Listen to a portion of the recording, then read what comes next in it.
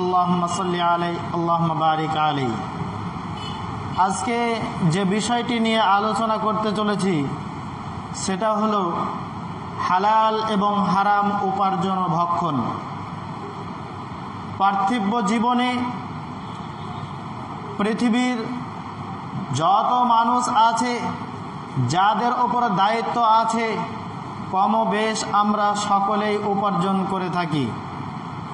উপার্জন করা পার্থিব জীবনে এটা আপনার বিশাল বড় একটা দায়িত্ব, এটা আপনাকে করতেই হবে।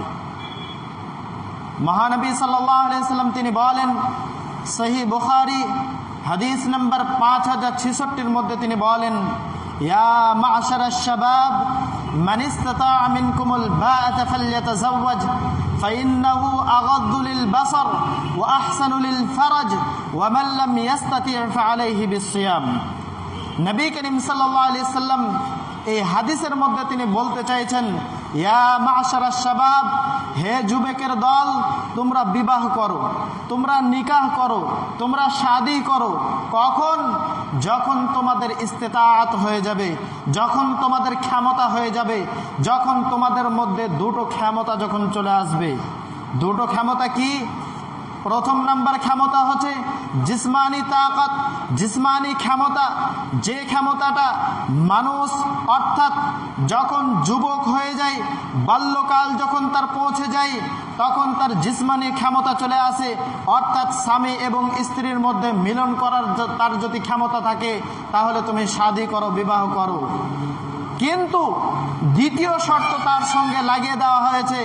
দ্বিতীয় শর্তটা হচ্ছে তার ভরণ পোষণের ক্ষমতা যদি থাকে, তার খাবার দাবার খাওয়ানোর যদি ক্ষমতা থাকে, তাকে সুন্দর পরিবেশে পর্দার সঙ্গে রাখার যদি তোমার ক্ষমতা যদি থাকে, তবেই তুমি বিবাহ করো। আর এই ক্ষমতাটা যদি তোমার না থাকে, তোমার শুধু যদি জিসমানি যদি ক্ষমতা থাকে, তাহলে তুমি বিবাহ করো না। কেন বিবাহ করবে না? বিবাহ যদি না করো, তোমার জিসমানি ক্ষমতা আছে, তুমি তাও বিবাহ করতে পারবে না, কেননা তোমার ভরণ পোষণ করার তোমার ক্ষমতা নাই। তাহলে সেই পর্যায়ে গিয়ে তুমি কি করবে? নবী করিম সাল্লাল্লাহু আলাইহি সাল্লাম বলছেন, ফাআলাইহি বিসসিয়াম, তোমার উপরে তখন রোজা, তুমি রোজা করো। রোজা তোমার জিসমানি ক্ষমতাটাকে কন্ট্রোল করবে। যতদিন পর্যন্ত তোমার উপার্জন করার ক্ষমতা না হচ্ছে, ততদিন পর্যন্ত তুমি বিবাহ করতে পারবে না। এই হাদিস দ্বারা আমরা বুঝতে পারলাম যে উপার্জন করাটা হচ্ছে আপনার পার্থিব জীবনে বিশাল বড় একটা কাজ, বিশাল বড় আপনার একটা দায়িত্ব। যখন আপনি উপার্জন করবেন, যখন আপনি কোনো জিনিস উপার্জন করবেন, তখন আপনার চিন্তাধারা, আপনার কনসেপ্ট, আপনার মেন্টালিটি, আপনার থট, আপনার চিন্তা ভাবনা এইরকম থাকা উচিত যে হালাল তরিকায় আমি উপার্জন করছি, যে টাকাটা আমি উপার্জন করছি, এটা সব কিছুর মালিক হচ্ছে আল্লাহ। আল্লাহ আমাকে দিচ্ছেন তাই আমি পাচ্ছি। আল্লাহ সুবহানাহু ওয়া তাআলা তিনি রিজিক দাতা। আল্লাহ যদি আমাকে না দিতেন তাহলে আমি পেতাম না। আপনার আকীদা, আপনার বিশ্বাস, আপনার আল্লাহ সুবহানাহু ওয়া তাআলার উপরে এইরকম বিশ্বাস থাকতে হবে।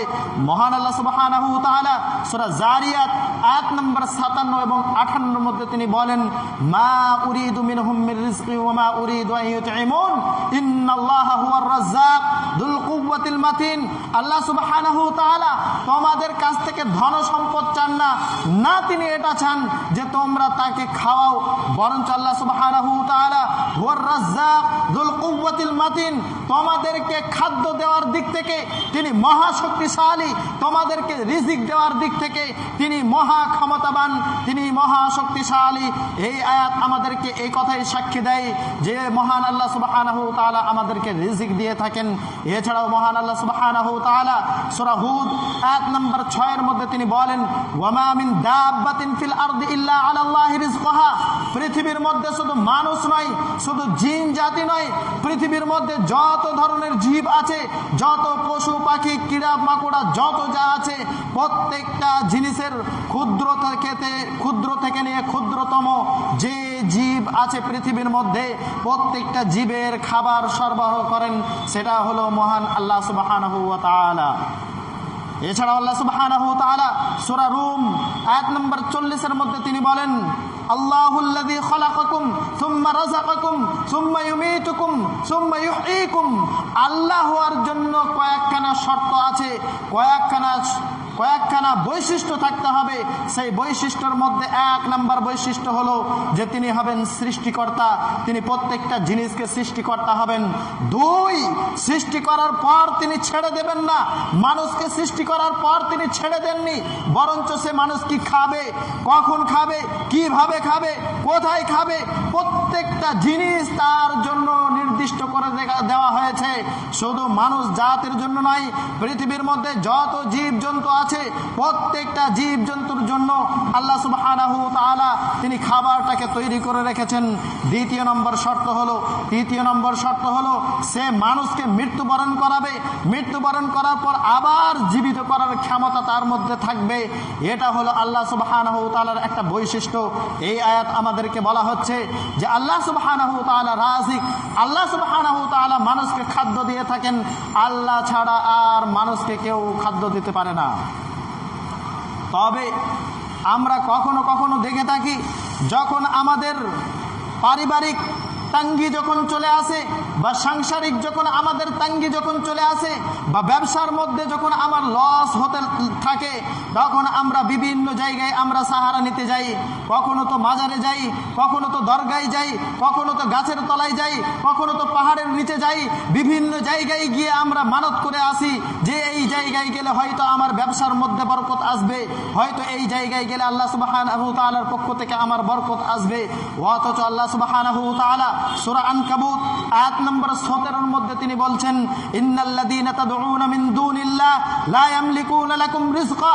তোমরা আল্লাহ ব্যতীত যে জায়গায় তোমরা মানত করতে যাও, যে জায়গায় তোমরা রিজিক তালাশ করতে যাও, আল্লাহ ব্যতীত তোমরা পৃথিবীর যে জায়গায় যাও না কেন, তোমাদেরকে কেউ রিজিক দিতে পারবে না।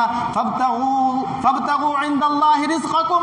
তোমাদের যদি চাওয়ার ইচ্ছা হয়, তোমরা আল্লাহ সুবহানাহু ওয়া তাআলার কাছে চাও, তোমরা আল্লাহ সুবহানাহু ওয়া তাআলা ছাড়া তোমাদেরকে কেউ রিজিক দিতে পারবে না। এছাড়াও আল্লাহ সুবহানাহু ওয়া তাআলা সূরা মুলক আয়াত নম্বর 21 মধ্যে তিনি বলেন, আল্লাহ সুবহানাহু ওয়া তাআলা সূরা 21 মধ্যে তিনি বলেন যে আল্লাহ সুবহানাহু ওয়া তাআলা যদি কোনো মানুষের রিজিকটাকে যদি কেড়ে নেয়, বন্ধ করে দেয়, পৃথিবীর কোনো ক্ষমতাবান নেই যে তাকে আবার পুনরায় খাবার কেউ দিতে পারবে।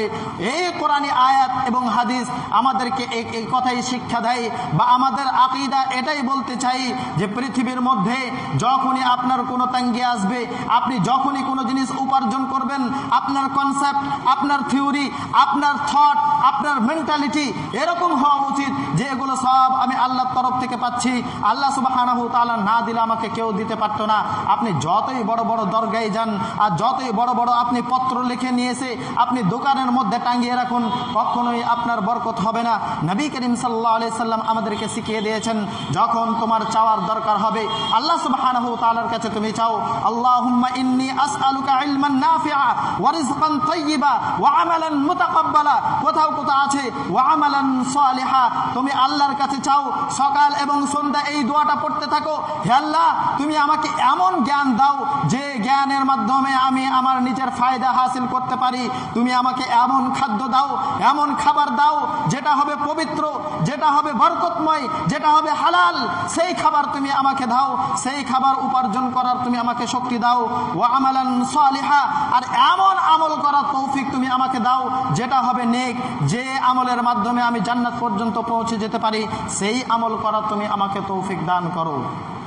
কোরআনী এই আয়াত এবং হাদিস দ্বারা আমরা বুঝতে পারলাম, যখনই আপনার জীবনের মধ্যে তাঙ্গি আসবে, যখনই আপনার পারিবারিক তাঙ্গি আসবে, যখনই আপনার ব্যবসার মধ্যে লস আসবে, তখনই আপনাকে চাইতে হবে আল্লাহর কাছে।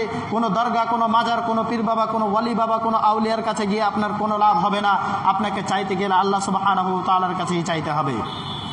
আসুন এখন আলোচনা করব, কিছু কিছু মানুষের আকীদা এইরকম আছে যে আমি আল্লাহর কাছে অত্যন্ত মাহবুব, অত্যন্ত প্রিয়। আমি বাড়িতে বসে থাকলেই, আমি উপার্জন না করলেও আল্লাহ সুবহানাহু ওয়া তাআলা আমার চালিয়ে দেবে। বিভিন্ন জায়গায় দেখা যায় কিছু কিছু মানুষদেরকে দেখা যায় সংসার ছেড়ে দিয়ে আল্লাহ সুবহানাহু ওয়া তাআলার রাস্তায় তারা চলে যায়, তারা তাবলীগ বিভিন্ন জায়গায় চলে যায়। 3 মাস 4 মাস বাড়ির সঙ্গে সংসারের সঙ্গে তাদের কোনো সম্পর্ক থাকে না। এগুলো হচ্ছে সব সুফিয়া আকীদা, এগুলো ইসলামের মধ্যে কোনো সম্পর্ক নেই। মহান আল্লাহ সুবহানাহু ওয়া তাআলা সূরা নাবা আয়াত নম্বর 11 এবং 12 এর মধ্যে তিনি বলেন, ওয়াজআলনাল লাইলা লিবাসাও ওয়াজআলনান নাহারা মাআশা, নিশ্চয় আমি তোমাদের জন্য দুটো জিনিস তৈরি করেছি, একটা হলো রাত্রি আর একটা হলো দিন। তোমরা এই দুটো জিনিসকে একটু গবেষণা করে দেখো, একটু চিন্তা ভাবনা করে দেখো। দিনটাকে তোমাদের জন্য বানিয়েছি মাস অর্থাৎ উপকার, অর্থাৎ তোমাদের জন্য রুজি রোজগার ইনকাম করার একটা রাস্তা তোমাদের জন্য তৈরি করে রেখেছি, আর রাতটা তোমাদের জন্য বিশ্রাম আরাম করার জন্য তোমাদেরকে আমি বানিয়েছি। অর্থাৎ রাত হলো মানুষের আরাম করার সময়, আর দিনটাকে আল্লাহ সুবহানাহু ওয়া তাআলা বানিয়েছে যাতে করে তোমরা উপার্জন করো, যাতে করে তোমরা টাকা পয়সা বিভিন্ন জিনিস তোমরা উপার্জন করো।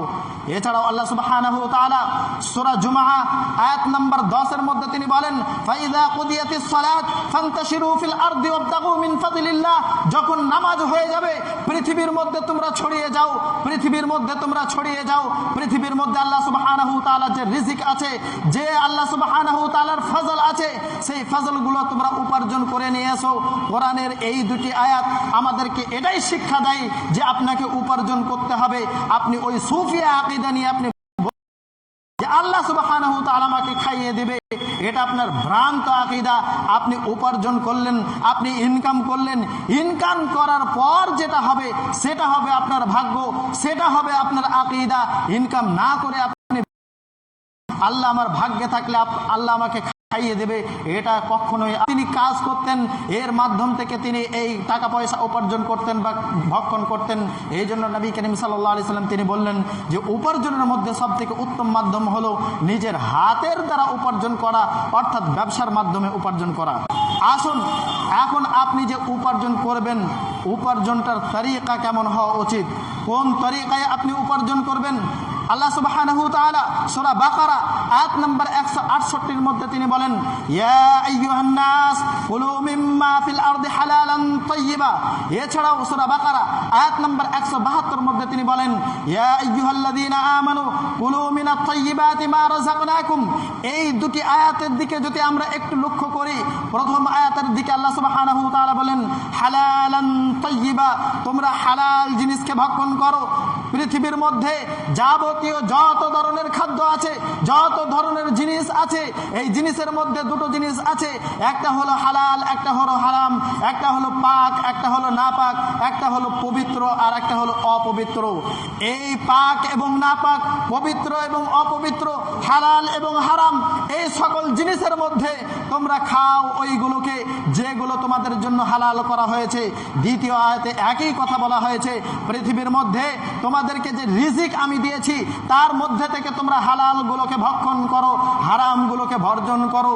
এক জায়গায় বলা হয়েছে হালাল এবং তার পরে পরে একই শব্দ বলা হয়েছে তাইয়্যিবা, অর্থাৎ পবিত্র জিনিসগুলোকে তোমরা ভক্ষণ করো, পবিত্র জিনিসগুলোকে তোমরা খাও। এই আয়াতের ব্যাখ্যায় যদি একটু যাওয়া যায়, হালাল বলতে আপনি কোন রাস্তায় উপার্জন করে সেটাকে হালাল করেছেন। পৃথিবীর মধ্যে যাবতীয় যে জিনিসগুলো হালাল আছে, ওই হালাল জিনিসটাকে আপনাকে হালাল রাস্তায় আপনাকে উপার্জন করতে হবে। আর পৃথিবীর মধ্যে আরো কিছু জিনিস আছে যেগুলো বস্তুটাই হচ্ছে হারাম, বস্তুটাই প্রথমত হারাম। আপনি যতই হালাল টাকা দিয়ে আপনি সেটা কিনেন না কেন, তবু আপনার সেটা আপনার জন্য হারাম হবে। আল্লাহ সুবহানাহু ওয়া তাআলা সূরা নাহল আয়াত নম্বর 115 এর মধ্যে তিনি বলেন, ইন্নামাল খামরু ওয়াল মাইসির ওয়াল আনসাব ওয়াল আজলাম রিজসুম মিন আমালিশ শাইতান। হে মানুষ সম্প্রদায়, তোমাদের জন্য হারাম করা হয়েছে মদ, তোমাদের জন্য হারাম করা হয়েছে সুদ, তোমাদের জন্য হারাম করা হয়েছে বিভিন্ন জিনিসগুলো, তোমাদের জন্য হারাম করা হয়েছে। এছাড়াও আল্লাহ সুবহানাহু ওয়া তাআলা সূরা বাকারা আয়াত নম্বর 219 এর মধ্যে তিনি বলেন, حرمت عليكم الميتة والدم ولحم الخنزير وما أهل لغير الله به। তোমাদের জন্য হারাম করা হয়েছে মুর্দা জানোয়ার, তোমাদের জন্য হারাম করা হয়েছে রক্ত, তোমাদের জন্য হারাম করা হয়েছে ওই সকল জানোয়ার যেগুলো আল্লাহ সুবহানাহু ওয়া তাআলার নাম ছাড়াই কোরবানি করা হয়েছে বা আল্লাহ সুবহানাহু ওয়া তাআলার নাম ছাড়াই হালাল করা হয়েছে, এই সকল জিনিসগুলো তোমাদের উপরে হারাম করা হলো।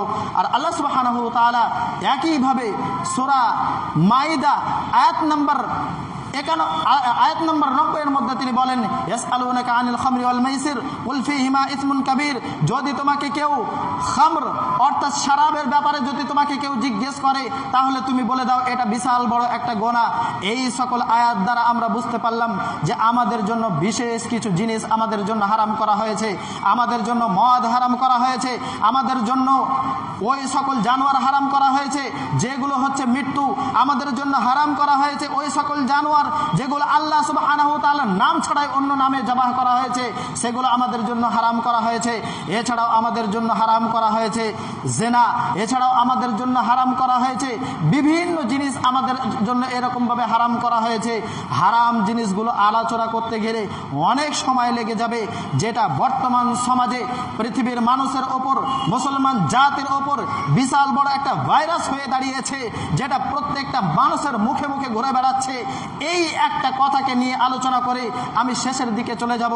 মহান আল্লাহ সুবহানাহু ওয়া তাআলা তিনি বললেন, ইয়া আইয়ুহাল্লাযীনা আমানু ইন্নামাল খামর ওয়াল মাইসির ওয়াল আনসাব ওয়াল আজলাম, নিশ্চয়ই তোমাদের জন্য হে মুমিন ব্যক্তি যারা আমার উপরে ঈমান এনেছো, নিশ্চয়ই তোমাদের জন্য হারাম করা হয়েছে মদ, নিশ্চয়ই তোমাদের জন্য হারাম করা হয়েছে জাদু, নিশ্চয়ই তোমাদের জন্য হারাম করা হয়েছে লটারি, নিশ্চয়ই তোমাদের জন্য আজলাম অর্থাৎ ধোঁকা জিনিসটা তোমাদের জন্য হারাম করা হয়েছে।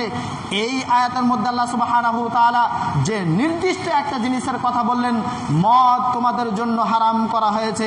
আজকে যদি আমাদের মদের সংজ্ঞা যদি জিজ্ঞেস করা যায়, আপনাকে যদি জিজ্ঞেস করা যায় মদ কাকে বলে, আপনি হয়তো বলবেন যে অমুক ব্যক্তি যে জিনিসটা হাতে ধরে লিকুইডের মতো একটা জিনিস পান করে, পান করার পর তার স্মরণ শক্তি হারিয়ে ফেলে, তার দিমাগটাকে শূন্য করে ফেলে, সেটাকেই মদ বলা হয়। কিন্তু আমরা যদি হাদিসের ভাষায় যদি একটু দেখতে যাই যে মদ বলতে কি আমরা শুধু সেটাকেই বুঝলাম, যে না, মদ বলতে শুধু সেটাকেই বোঝানো হয়নি। আসুন মদ বলতে কাকে বোঝানো হয়েছে একটু যদি আমরা ভালো করে বোঝার চেষ্টা করি, তাহলে নিশ্চয়ই আমাদের জীবনের মধ্যে চেঞ্জিং আসবে। নবী করিম সাল্লাল্লাহু আলাইহি সাল্লামের হাদিস সহিহ মুসলিম হাদিস নাম্বার 2003, এছাড়াও সুনানে আবি দাউদ হাদিস নাম্বার 3679, এছাড়াও সুনানে তিরমিজি হাদিস, ইবনে মাজাহ হাদিস নাম্বার 3850 এবং 3853, একই হাদিস নবী করিম সাল্লাল্লাহু আলাইহি সাল্লাম বলেন, কুল্লু মুসকিরিন খামর ওয়া কুল্লু খামরিন হারাম, প্রত্যেকটা নাশাদার দ্রব্য হচ্ছে মদ আর প্রত্যেকটা মদ হচ্ছে হারাম। নবী করিম সাল্লাল্লাহু আলাইহি সাল্লাম এখানে মানুষকে এটাই বোঝাতে চাইলেন, পৃথিবীর মধ্যে যত নেশাদার দ্রব্য আছে, যত ধরনের নেশাদার দ্রব্য থাকুক না কেন, যেটা দ্বারা নেশা করা যায় সেটাই হচ্ছে মদ, আর প্রত্যেকটা মদ হচ্ছে হারাম। আপনি শুধু জানলেন যে আপনার পাড়ার মধ্যে ওই যে ব্যক্তি খাওয়ার পর উল্টো পাল্টা বকাবকি করে, আপনি শুধু সেটাই মদ ভাবলেন।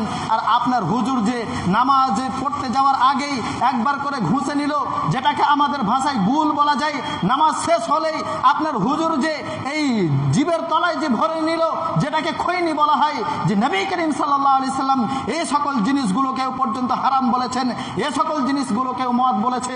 আপনি হুজুর বলে যে আপনার জন্য এটাকে মাতাল বলা যাবে না, এটা কখনোই হতে পারে না। আপনি যদি গুল যদি করেন সেটাও আপনার জন্য হারাম, আপনি যদি খৈনি খান এটাও আপনার জন্য মদ, আপনি যদি সিগারেট পান করেন এটাও আপনার জন্য মদ, আপনি যদি গুটকা খান এটাও আপনার জন্য মদ। সেটা পণ্ডিত মানুষরা খাক না কেন, সেটা হাজি মানুষ খাক না কেন, সেটা আলেম ওলামা খাক না কেন, সেটা বড় বড় পণ্ডিত খাক না কেন, পৃথিবীর মধ্যে যেই খাবে সেটাই হবে এটা মদ। কেননা নবী করিম সাল্লাল্লাহু আলাইহি সাল্লাম তিনি বলেন যে কুল্লু মুসকিরিন খামর, প্রত্যেকটা নেশাদার দ্রব্যই হচ্ছে মদ আর প্রত্যেকটা মদ হচ্ছে হারাম। আপনি শুধু ওই জিনিসকে মদ বললেন কেন? গুটকাটাও হচ্ছে এক ধরনের মদ, সিগারেটটাও হচ্ছে এক ধরনের মদ, গুলটাও হচ্ছে এক ধরনের মদ। আপনি যদি গুল করেন আপনিও এক ধরনের মাতাল, আপনি যদি খৈনি খান আপনিও এক ধরনের মাতাল, আপনি যদি গুল করেন বিভিন্ন নেশাদার দ্রব্য যদি আপনি ইউজ করেন আপনিও এক ধরনের মাতাল। আপনি একটু চিন্তা ভাবনা করে দেখুন, ওই মাতাল যে দিন রাত মদ খেয়ে বেড়ায়, যে সারাদিন ইনকাম করার পর সন্ধ্যাবেলায় মদের বোতল হাত ধরে আপনি ওকে জিজ্ঞেস করবেন যে তুমি যে এই কাজটা করছো এটা কি ভালো না খারাপ, তার একটা কথা আপনি মুখের মধ্যে পাবেন, অবশ্যই এটা হারাম কাজ, এটা ভালো নয়, আমি চেষ্টা করছি ছাড়ার। এমনকি আপনি পার্থিব জীবনে দেখবেন অনেক মাতাল আস্তে আস্তে মদ ছেড়ে দিয়েছে, বা হয়তো তার জীবনে যতটা পরিমাণ সে পান করতো তার থেকে কম করেছে, কিন্তু ওই হুজুর যে সারা দিন গুলের নেশার সঙ্গে জড়িত, ওই হুজুর যিনি খৈনির সঙ্গে জড়িত, ওনাকে আপনি জিজ্ঞেস করবেন যে এটা তো জায়েজ নয়, এটা তো না জায়েজ, এটা তো ঠিক নয়, তাহলে আপনাকে একটা ফতোয়া দিবে যে না এটা না জায়েজ নয়, এটা হচ্ছে মাকরুহ। আসুন, নবী করিম সাল্লাল্লাহু আলাইহি সাল্লাম হারাম বললেন আর উনি বলছেন এটা মাকরুহ, অর্থাৎ নবী করিম সাল্লাল্লাহু আলাইহি সাল্লামের উপরে যাওয়ার তিনি চেষ্টা করছেন। আমি 1 মিনিটের জন্য মেনে নিলাম এটা মাকরুহ, ওই হুজুরের কথার উপরে আমি মেনে নিলাম 1 মিনিটের জন্য মাকরুহ। আল্লাহ সুবহানাহু ওয়া তাআলা সূরা বাকারা আয়াত নম্বর 216, সূরা মুহাম্মদ আয়াত নম্বর 26, সূরা মুহাম্মদ আয়াত নম্বর 28, এছাড়াও বিভিন্ন জায়গায় আপনি এই মাকরুহ শব্দটা পাবেন যেখানে কারাহা শব্দ ইউজ করা হয়েছে। এই কারাহা থেকে আল্লাহ সুবহানাহু ওয়া তাআলা মাকরুহ বলেছেন। আসা আন তাকরাহু শাইআন ওয়া হুয়া খায়রুল লাকুম, সূরা মুহাম্মদ আয়াত নম্বর 26 এর মধ্যে আল্লাহ সুবহানাহু ওয়া তাআলা বলেন আসা আন তাকরাহু শাইআন ওয়া হুয়া খায়রুল লাকুম, আমি উম্মিদ করি, আমি এটা আশা করি যে জিনিস আমি তোমাদের জন্য অপছন্দ করেছি এইগুলো তোমরাও যদি অপছন্দ করো এটা তোমাদের জন্য হয়ে যাবে একটা মঙ্গল। অর্থাৎ আল্লাহ সুবহানাহু ওয়া তাআলা এখানে কারাহা মাকরুহ শব্দটা অপছন্দ বলেছে, যেটা আল্লাহর কাছে অপছন্দ হয় সেটা হুজুর আপনার কাছে পছন্দ হতে পারে কি করে? এটা কখনোই গ্রহণযোগ্য হতে পারে না, এটা কখনোই পছন্দনীয় হতে পারে না। আসুন, মহানবী সাল্লাল্লাহু আলাইহি সাল্লাম সহিহ বুখারী হাদিস নাম্বার 2083, এছাড়াও হাদিস নাম্বার 2059 এর মধ্যে তিনি বলেন ইয়াতিয়ান নাসি আলা জামানিন, মানুষের মধ্যে এমন একটা সময় আসবে লা ইয়াবুলুল মারআ বিমা আখাযাল মাল, সে মালটা কোথা থেকে উপার্জন করেছে, আমিনাল হালাল আমিনাল হারাম, সে মালটাকে হালাল তরিকায় উপার্জন করেছে না হারাম তরিকায় উপার্জন করেছে, যে মালটা সে ভক্ষণ করছে এটা হালাল না হারাম, সে তার মধ্যে কোনো রকম পার্থক্য করবে না। নবী করিম সাল্লাল্লাহু আলাইহি সাল্লাম আজ থেকে কয়েক বছর আগেই তিনি পেশেন্ট গুই করে গেছেন যে মানুষের মধ্যে এমন একটা সময় আসবে মানুষ উপার্জন করবে, কিন্তু উপার্জনের মধ্যে এটা হালাল না হারাম এটা ভেবে চিন্তে দেখবে না। সেই সময় আপনি একটু লক্ষ্য করে দেখুন যে আমাদের সেই সময় এসেছে কিনা। এছাড়াও নবী করিম সাল্লাল্লাহু আলাইহি সাল্লাম সুনানে তিরমিজি হাদিস নাম্বার 2216 মধ্যে তিনি বলেন কাল কিয়ামতের দিনে মানুষ 5টি উত্তর না দেওয়া পর্যন্ত তার পাটাকে হিলাতে পারবে না। তার মধ্যে একটা হলো কি ওয়ামালিহি মিন আইনা আকতাসাবা ওয়া ফিমা আনফাকাহু, সে মালটা কোথা থেকে উপার্জন করেছে আর কোন জায়গায় সে খরচা করেছে, আয় করেছে কোথা থেকে এবং ব্যয়টা কোন জায়গায় করলো। এই উত্তর আপনি যতক্ষণ পর্যন্ত না দেবেন ততক্ষণ পর্যন্ত আপনি রেহাই পাবেন না, আপনার পাটাকে হেলাতে পারবেন না। নবী করিম সাল্লাল্লাহু আলাইহি সাল্লাম এছাড়াও সহিহ মুসলিম হাদিস নাম্বার 2014 মধ্যে তিনি বলেন ইয়া আইয়ুহান নাস ইন্নাল্লাহা তাইয়্যিব লা ইয়াকবালুহু ইল্লা তাইয়্যিবা, হে মানুষ সম্প্রদায় নিশ্চয় আল্লাহ পবিত্র, আল্লাহ পবিত্র ছাড়া অপবিত্র জিনিস তিনি কখনোই গ্রহণযোগ্য করেন না। আপনি অপবিত্র জিনিস খাওয়ার পর, আপনি অপবিত্র জিনিস খেলেন, খাওয়ার পর আপনি নামাজ পড়লেন, অপবিত্র জিনিস খাওয়ার পর আপনি রোজা করলেন, আপনার না রোজা কবুল হবে না আপনার ওই নামাজ কবুল হবে। নবী করিম সাল্লাল্লাহু আলাইহি সাল্লাম তিনি বলেন লা তাদখুলুল জান্নাতা জাসাদান গুদিয়া বিল হারাম, কিয়ামতের দিনে অঢেল ইবাদত করা মানুষ, তার দিন রাত ইবাদত ছাড়ার কোনো কাজ ছিল না, এই এত ইবাদত করা সত্ত্বেও কাল কিয়ামতের দিনে জান্নাত তাকে বলবে আল্লাহ এই বডিটাকে আমার থেকে দূর করো, এই বডিটা আমার থেকে দূর করো। তার কারণ ইয়াদখুলুল জান্নাতা জাসাদান গুদিয়া বিল হারাম, নবী করিম সাল্লাল্লাহু আলাইহি সাল্লাম তিনি বলেন ওই বডিকে জান্নাত এই জন্য নেবে না যে তার শরীরের রক্ত মাংস তৈরি হয়েছে হারাম বস্তু দিয়ে, হারাম বস্তু দিয়ে, হারাম বস্তু দিয়ে হওয়ার জন্য জান্নাত তাকে জান্নাতের মধ্যে তাকে ঠাঁই দেবে না, তাকে থাকার সুবিধা করে দেবে না। আসুন, মহান আল্লাহ সুবহানাহু ওয়া তাআলা সূরা নিসা আয়াত নম্বর 29 এর মধ্যে তিনি বলেন ইয়া আইয়ুহাল্লাযীনা আমানু লা তাকুলু আমওয়ালাকুম বাইনাকুম বিল বাতিল, হে মানুষ সম্প্রদায় অন্যায়ভাবে অন্যের মাল তোমরা ভক্ষণ করো না, বাতিল তরিকায় তোমরা অন্যের মাল তোমরা ভক্ষণ করো না। এখানে বাতিল তরিকা বলতে কোনো একটা নির্দিষ্ট জিনিসকে বোঝানো হয়নি। পৃথিবীর মধ্যে অন্যায়ভাবে আপনি যত জিনিস ভক্ষণ করবেন, যত রকমের উপার্জন করবেন, প্রত্যেকটা বাতিলের মধ্যে আসবে। আপনি বিবাহ করেছেন, আপনার শ্বশুর মশাইয়ের কাছ থেকে আপনি ডিমান্ড করে টাকা নিয়েছেন যে এটা হারাম, ওই টাকা দিয়ে আপনি যত রকম ব্যবসা করেছেন, যত টাকা উপার্জন করেছেন, সব হারাম, এটা আপনাকে ফেরত দিতে হবে। আপনি দাঁড়িপাল্লার কোনো একটা ব্যবসায়িক, আপনি আলু বিক্রি করেন, আপনি আলু বিক্রি করতে গিয়ে দাঁড়ি মেরে আপনি ব্যবসা করেছেন, আপনি যত দিন ধরে এরকম ব্যবসা করেছেন সব আপনার ওই বাতিলের মধ্যে পড়বে। আপনি ব্যবসা করেন, আপনি কসম খেয়ে আপনি ব্যবসা করেছেন, আপনি 40 টাকার মাল কেনার পর আপনি বলছেন আমি যদি এটাকে 60 টাকায় বিক্রি করি আমার মাত্র 5টা টাকা লাভ হবে, অথচ আপনার সেখানে বেশ কিছু টাকা লাভ হচ্ছে, কিন্তু আপনি এটা মিথ্যা কথা বলে আপনি উপার্জন করলেন। জি, আপনার 40 টাকার মাল আপনি 100 টাকায় বিক্রি করুন, নবী করিম সাল্লাল্লাহু আলাইহি সাল্লাম নিষেধ করেননি, আল্লাহ সুবহানাহু ওয়া তাআলা নিষেধ করেননি, কিন্তু যখনই আপনি মিথ্যা কথার সাহারা নিলেন এটাই হয়ে গেল বাতিল তরিকা। মহান আল্লাহ সুবহানাহু ওয়া তাআলা সূরা মুতাফফিফিন আয়াত নম্বর 1 থেকে 3 এর মধ্যে বলেন, ওয়াইলুল লিল মুতাফফিফিন আল্লাযীনা ইযা ইক্তালু আলান নাসি ইস্তাওফুন ওয়া ইযা কালুহুম আও ওয়াজানুহুম ইয়াকসিরুন। হে মানব সম্প্রদায়, তোমাদের উপরে বরবাদি, তোমাদের জন্য ওয়াইল। আল্লাহ সুবহানাহু ওয়া তাআলা তোমাদের জন্য ওয়াইল বলেছেন কোন সকল মানুষের উপরে, যারা যখন দাড়ি পাল্লায় যখন মেপে নেয়, নিজের জন্য যখন নেয় তখন পুরোপুরি নেয়, আর যখন মানুষকে মেপে দেয় তখন তার মধ্যে কিছুটা কম দেয়, ওই সকল মানুষের উপরে আল্লাহ সুবহানাহু ওয়া তাআলা লানত দিয়েছে।